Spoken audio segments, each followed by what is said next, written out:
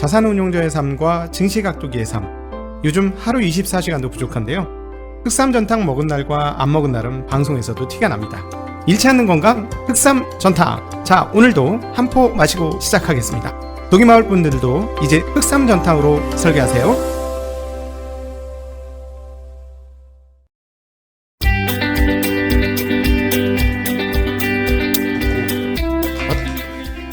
가기사는 증시각도기. 안녕하십니까, 증시각도기 시청자 여러분, 투자자 여러분, 독이마을 여러분, 그리고 청취자 여러분, 네이버 오디오 클립, 그리고 팟빵의 청취자 여러분, 안녕하세요. Thanks God, it's Friday. 네, 왜 이렇게 얄밉게 아침 인사를 드리냐면 쫄리면 뒤지시든가, 이걸 좀 강조하고 싶었어요. 자, 일정 기간 쫄릴 겁니다. 일정 기간, 특별히 이건 미국 시장 얘기고요. 미국 시장 얘기를 드리는 거고요. 아시아는 조금 궤적이 다를 가능성이 있다라는 점. 아시아는 오늘, 어제 이제 연락이 됐다. 보도가 나왔어요. 피치가 헝다그룹을 강등했습니다. 신용중급을 제한적 디폴트라고.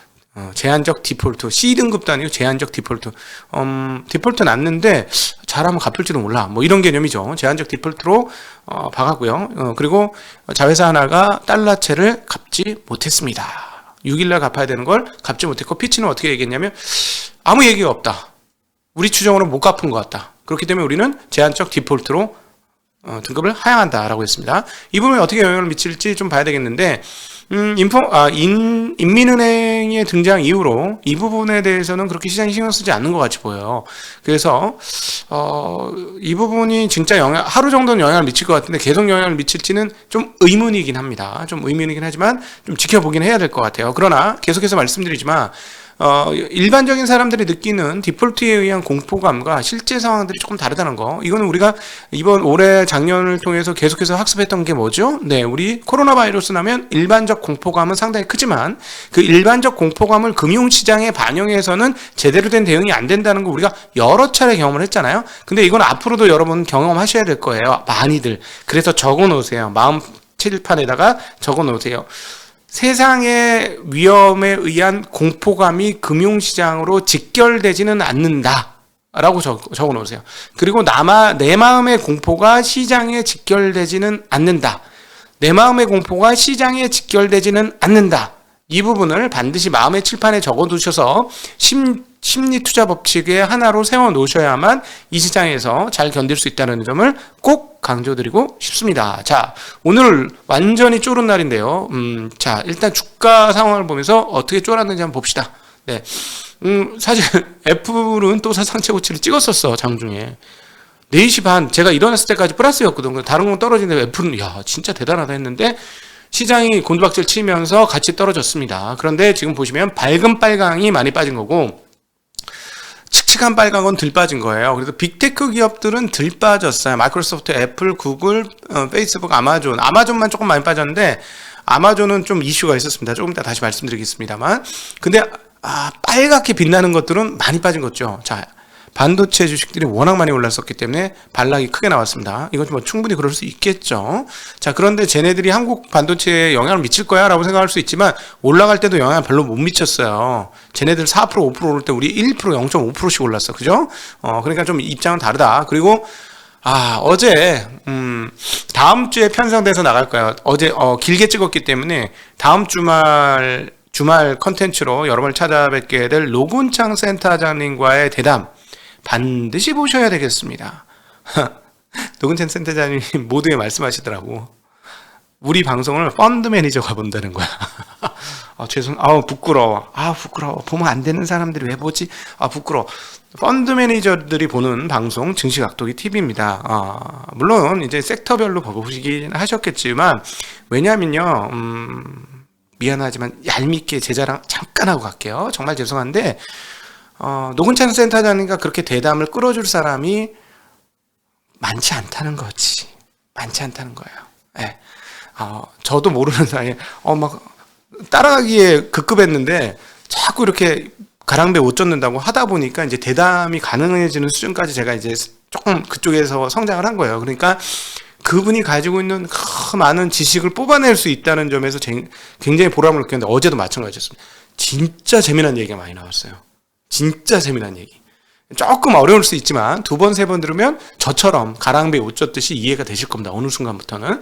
그래서 다음 주에 올라올 건데 필요하신 분은 이전에 노근창 센터장님과 우리의 대담이 있으니까 그거를 찾아서 한번 보시면 도움이 많이 되실 거예요. 펀드 매니저가 봤다는 바로 그 영상이죠.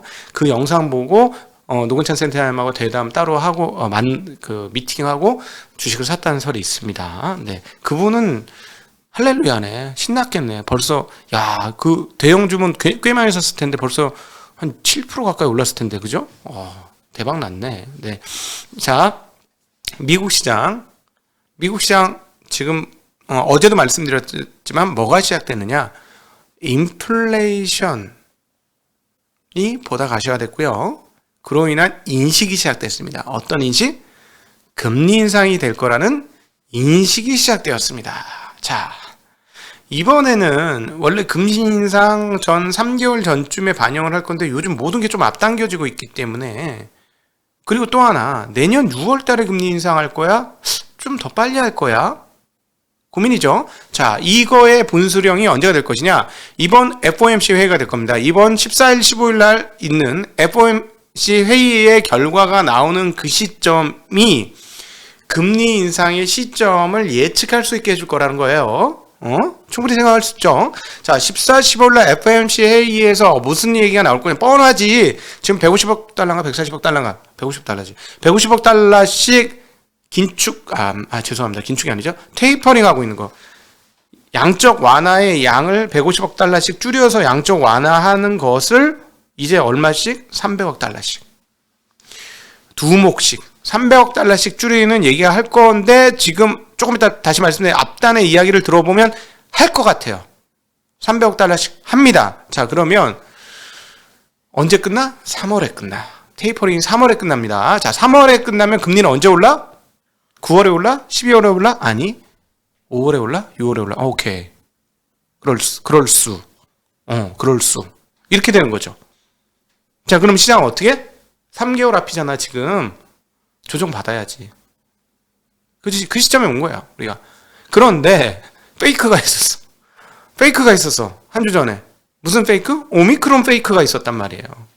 오미크론 때문에 떨어졌다가 오미크론 없다 그러니까 확 올랐으니까 오미크론 때문에 떨어지고 오미크론 때문에 오른 걸로 보여지지만 그 안에 금리 인상에 대한 우려감들이 있었어요. 그런데 그게 오미크론에 감춰져 있었는데 이제 등판한 거예요. 본격적으로. 시장이 인식하기 시작했다. 자, 이 혼란의 시기에 쫄리는 상황들이 올 것이다. 그러나 내년 5월 달 정도의 금리를 올린다고 하면 지금 12월, 1월, 2월 이때 흔들리고 시장이 끝나겠죠. 근데 지난번 9월 달에도 보면 미국 시장 성질 되게 급한 시장이라서 생각보다 빨리 반영하고 빨리 끝낼 수도 있다라는 점까지 감안하셔야 될 것 같습니다. 그렇죠? 충분히 지금 방송 계속 보신 분들이 이제 알겠죠? 미국 연준이 이제는 호키시하게 매파적으로 나올 수밖에 없다라는 거. 여러 사람이 이미 얘기했잖아. 그래서 계속 그 연준 인사들의 발언을 계속 그 연합인포맥스 등에서 나오는 자료들을 계속 언급드렸던 이유가 바로 이런 것들을 이제 예상하기 위한 것이었죠. 네, 그렇게 되는 상황이고요. 자, 상황들, 지표들이 금상첨화, 인플레이션과 금리 인상을 위한 금상첨화들이 붙고 있어, 지금. 신규 실업수당 청구자 수, 주간 실업수당 청구자 수, 전주보다 43,000명 줄어든 184,000명. 예상치 21만이 넘었어요. 근데 184,000명인데 1969년 9월 6일 이후 가장 낮은 수준이라고 합니다. 자, 실업수당 청구 안 해. 다 이제 일터로 나가고 있어. 자, 그러면 여기서 우리가 그동안에 계속 지표를 이야기를 드렸는데 그동안의 지표를 얘기했던 것 중에 중요한 몇 가지과 연결을 해야 되겠죠. 어제는 구인구직 보고서 1100만 나왔죠? 1100만 나왔어요. 1100만의 구직 요구가 있어요. 그런데 실업률도 어떻게 나와요? 실업률도 엄청 낮게 나와. 실업률도 생각보다 5% 4%대죠? 4%. 4%대로 낮게 나와. 3%면 완전 고용이에요, 미국. 그렇게 낮게 나오고, 그 다음에 전년 대비 금리 인상률은 어떻게 돼요? 전년 대비 임금 인상률, 죄송해요. 임금 인상률도 엄청나게 높게 나오죠. 전년 대비 10몇 % 높게 나오죠. 자, 이 모두가 무엇을 이야기하고 있다? 무엇을? 인플레이션. 네. 인플레이션을 얘기하고 있습니다. 그렇기 때문에 이런 정도의 강력한 이런 데이터들이 이렇게 부합되고 있잖아요. 여러 개가 한꺼번에 합을 이루고 있잖아요. 그러니까 당연히 시장은 이제 금리 인상을 하겠구나라는 생각을 할 수밖에 없죠. 그런데 시장의 체력은 굉장히 강한 편입니다. 지난 오미크론 해소됐다고 해서 튀었던 그 과정들을 보면 시장의 에너지는 상당하기 때문에 생각보다 이 조정의 기간이 짧게 끝날 가능성도 상당히 보인다는 거죠. 미국 기준으로. 그런 상황에서 지금 금리 인상을 예상하는 선물시장에서 이제 얘네는 이런 것 가지고도 진짜 도박사들처럼 언제 금리 인상을 할까 이런 예상치를 계속 뽑아내. 그러니까 그만큼 여기는 이 금융시장이 오래도록 이런 흐름들이 오래됐다는 거죠. 우리도 자꾸 하다 보면 이런 거 이제 신경을 쓰잖아요. 그러니까 얘네들은 오래됐기 때문에 이런 걸 얘기하는데 금리 인상 언제 할 건가 이런 예측이 나오는데 내년 5월 기준금리 인상 가능성을 50% 이상으로 예상을 하고 있습니다. 땡겨졌어요. 이것도 한 달 땡겨졌습니다. 6월에서 5월. 이번에 상당히 신빙성 있는 거죠. 자, 여기에다가 내일 드디어 활용 점점이 찍힙니다. 제가 이제 금요일이라고 해서 어제 내일이라고 했는데 금요일인데 한국 시간 금요일로 착각을 했어요. 미국 금요일이고요. CPI가 발표가 됩니다. CPI가. 근데 지난번 깜짝 놀랐죠. 몇 프로 나와서 6.2% 나와서. 근데 이번에 예상이 전달보다 0.7% 더 오른다. 뭐 전달보다 0.7%가 뭘 아니야. 전년으로 따져야죠. 뭘 0.7%면 곱하기 12 해보세요. 얼마인가. 그러니까 전년 대비 6.7% 상승한 것으로 보입니다. 예상하고 있습니다. 만약 그렇다면 1982년도 6월 이후 최고치의 상승이라고 합니다. 자, 근데 쫄리신 분이 계셨어요. 쫄리신 분, 미국에서 높으신 분이 상당히 쫄리셨는데 저는 이 발언 내용을 보면서 내일 CPI 겁나 높게 나오는구나. 겁나 높게 나오는. 확 도장을 빡 찍어줬어. 내일 CPI 엄청 높게 나올 거야. 높게 나오는데 아니야. 괜찮아. 괜찮다니까. 지금 이러신 분이 나타났어요. 바이든 대통령인데요. 9일 백악관에서 성명 발표를 하셨습니다. 자, 내일 우리는 전문가들이 다시 높아질 것으로 예상하는 소비자 물가 보고서를 받게 된다라고 얘기했어요. 그러면서 뭐라고 했냐면 다행히 내일 나올 보고서를 위해 자료가 수집된 이후, 즉 내일 CPI 발표될 거 이후로 그 다음 자료에서 보니까 수주간 에너지 가격이 하락했다. 엄청나게 많은 뉘앙스가 있죠. 이 안에. 엄청나게 많은 뉘앙스가 있어요. 자, 해석 좀 이따 해드릴게요. 내일 나올 11월 에너지 가격에 대한 정보는 지금의 현실을 반영하지 못하고 있다. 이는 자동차 부분처럼 앞으로 수주 혹은 수개월 뒤에 예상되는 가격 하락세도 반영하지 못하고 있다라고 이야기합니다. 완전 재밌죠. 이게 무슨 얘기냐면 내일 CPI 높게 나와. 그러나 지금 유가 떨어졌잖아. 유가 떨어졌으니까 이거 감안하면 저거 잘못된 자료야. 잘못된 자료. 아니야. 아니고 CPI 실제는 되게 낮아. 자, 에너지가 떨어진 거 봤잖아. 봤지? 자, 80달러에서 자 60달러대가 떨어진 거 봤지? 봤으니까 이거 떨어져. 계속 떨어졌잖아. 떨어질 거라고. 그러니까 너무 염려 마. 라고 하는데 뭔가 짠해요. 대통령께서 나오셔가지고 이런 물가 상승률 가지고 이렇게 방어를 쉴드를 치시는 거지. 진짜 쉴드를 치시는 이 장면이 너무 짠한 거야 지금. 그런데 여기서 또 하나의 대목을 글의 이면에서 읽을 수 있죠. 뭐를 읽을 수 있습니까? 미국은 에너지 가격을 낮추기 위해 노력을 할 것이다. 했죠. 그동안 했죠. 증산 요구 뭐 이런 거 했잖아. 인플레이션을 막기 위해서 노력하고 있구나 라는 점 충분히 같이 더불어서 해석해 볼 수 있는 것이고, 에너지 가격이 계속 고공행진할 때는 어떤 식으로든지 지정학적 문제가 바뀔 수도 있겠구나까지 연결시켜서 생각해 볼 수 있습니다. 즉 이란과의 관계가 어떤 식으로든지 해결의 길 실마리로 나갈 가능성이 있으며 그리고 어떤 식으로든지 중국과의 무역 분쟁에서 무역 그 관세를 낮춰주는 쪽으로 갈 가능성도 있겠구나라는 거 충분히 생각해 볼 수 있겠습니다. 그럼 거기서 또 한번 따리를 쳐서 생각해 볼 수 있는 건 미국이 중국의 그 무역 그 관세를 낮춰주게 되면 돈 푼 상황에서 수출 나쁘지 않은 상황에서 관세까지 떨어지면 수출 줄지 않을 것이고 돈까지 뿌려놨으니까 거기에 기차양, 가전하양 이런 것까지 시행을 하고 있으니 중국에서는 시장이 상당히 세게 형성될 수 있겠구나까지 생각해 볼 수 있죠. 그렇죠? 다 연결되어 있습니다. 이런 것들이. 자, 그래서 도장을 찍어 주셨어요. 내일 CPI 엄청 나올 것이다. 자, 그러면 내일 CPI 보고 시장은 어떻게 할 것이냐? 경악할 것이다. 근데 오늘 일단 먼저 경악을 해주셨기 때문에 충격은 줄어들죠. 자, 그래서 그럼에도 불구하고, 자, 이 부분, 자, 중요합니다. 그럼에도 불구하고 10년물 국채금리 떨어졌습니다. 뭐 경기가 나쁠 것이고 위험 자산이 떨어졌으니까 안전자산 선호? 아닌 것 같고요. 뭐 그거 있죠. 당연히 있는데 10년물이 1.46bp가 내렸어요. 그리고 30년물도 0.95% 떨어졌고요. 그러나 2년물은 가격이 상승했습니다. 그래서 10년물과 2년물의 금리 차는 82.1bp에서 79.4bp로 떨어졌어요. 0.82%에서 0.79%로 떨어졌다는 금리 격차가.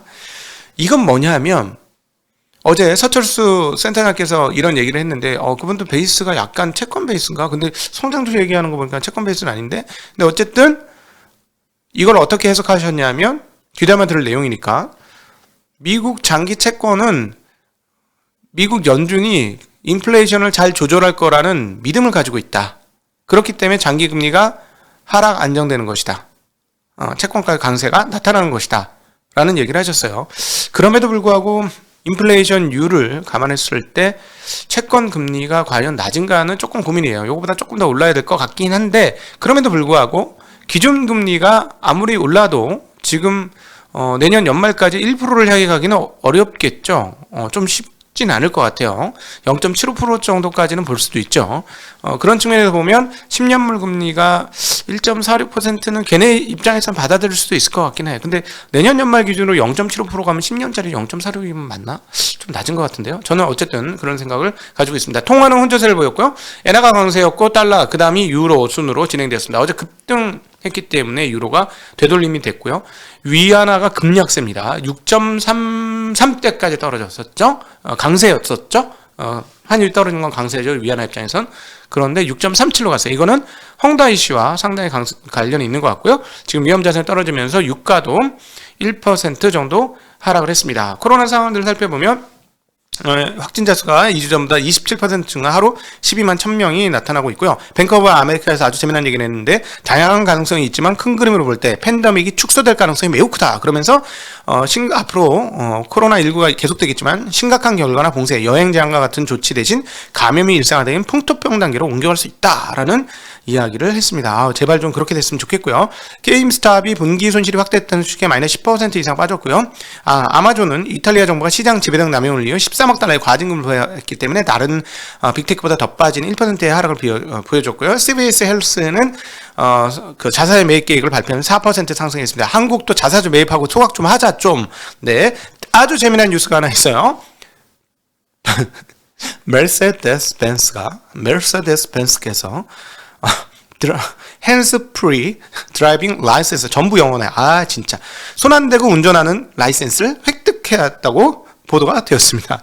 나 오늘 이 뉴스 너무 재밌었는데, 오토모티브 뉴스가 9일 발표했는데요. 메르세데스 벤츠가 고속도로에서 핸스 프리 드라이빙 라이센스를 확보했다고 합니다.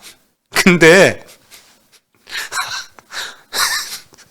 야, 이게 진짜 얼마나 웃기냐면, 자율주행 레벨 3 단계의 패키지다 이렇게 얘기하면서 최대 시속 60km까지 작동할 수 있는 수준이다. 그러면서 고속도로에서 저속 주행할 때 가동할 수 있는 시스템이고 테슬라의 레벨 2 오토파일럿보다 먼저 승인된 것이다 라고 했어요. 진짜 웃기지 않습니까? 고속도로에서 독일은 아우토반 200km씩 달려요. 거기서 60km 달리면 어떻게 하자는 거야, 지금. 60km 달리면서, 난 책도 읽고, 영상도 보고, 60km, 나는 책 읽을 거야, 너무 웃기지 않습니까? 이 뉴스 진짜 완전 너무 웃겼는데, 그러나, 의미하는 건 있어요. 뭐냐면, 다른 회사들이 경쟁에 참여했다. 이거는 의미가 있습니다. 자, 이거는 의미가 있습니다. 네. 자, 하여튼 오늘 바쁘게 달렸는데 긴 시간 함께 해주셔서 진짜 감사드리고 여러분들과의 질의응답 시간으로 넘어가도록 하겠습니다. 안녕.